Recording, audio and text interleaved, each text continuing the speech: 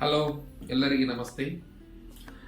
ಇವತ್ತಿನ ವಿಡಿಯೋದಲ್ಲಿ ನಾವು ಹ್ಯಾವನ್ನ ಯಾವ ತರಾಗಿ ಮುಖ್ಯ ಕ್ರಿಯಾಪದ ಆಗಿ ಬಳಸುತ್ತೇವೆ ಅನ್ನೋದು ಕಲಿತೀವಿ. ಸೊ ಇಂಗ್ಲಿಷ್ನಲ್ಲಿ ನನ್ನ ಹತ್ರ ಒಂದು ಪೆನ್ ಇದೆ, ಅದಕ್ಕಾಗಿ ಇಂಗ್ಲಿಷ್ನಲ್ಲಿ ಯಾವ ತರ ಹೇಳ್ತೀವಿ ಅಂತಂದ್ರೆ ಐ ಹ್ಯಾವ್ ಎ ಪೆನ್. ಏನು ಐ ಹ್ಯಾವ್ ಎ ಪೆನ್ ಅಂತ ಹೇಳ್ತೀವಿ. ಸೊ ಇತರ ಅರ್ಥ ನನ್ನ ಹತ್ರ ಒಂದು ಪೆನ್ ಇದೆ ಅಂತ ಅರ್ಥ. ನನ್ನ ಹತ್ರ ಪೆನ್ ಇಲ್ಲ ಅಂತ ಹೇಳಬೇಕು. I don't have A pen. I don't have A pen ಅಂತ ಹೇಳ್ಬೇಕು. I don't have A pen. ಅಥವಾ ಸ್ಪೋಕನ್ ಇಂಗ್ಲಿಷ್ ನಲ್ಲಿ ಐ ಹ್ಯಾವ್ ನೋ ಪೆನ್ ಅಂತ ಹೇಳ್ತೀವಿ.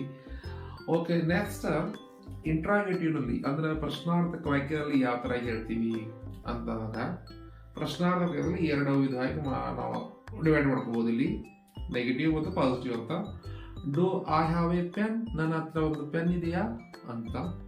ನೆಕ್ಸ್ಟ್ ಇದನ್ನ ಇಂಟ್ರಾಗೇಟಿವ್ ನೆಗೆಟಿವ್ ಅಂತ ಹೇಳಬೇಕಾದ್ರೆ don't I have A pen, ನನ್ನ ಹತ್ರ ಪೆನ್ ಇಲ್ವಾ ಅಂತ ಅರ್ಥ ಆಗ್ತದೆ.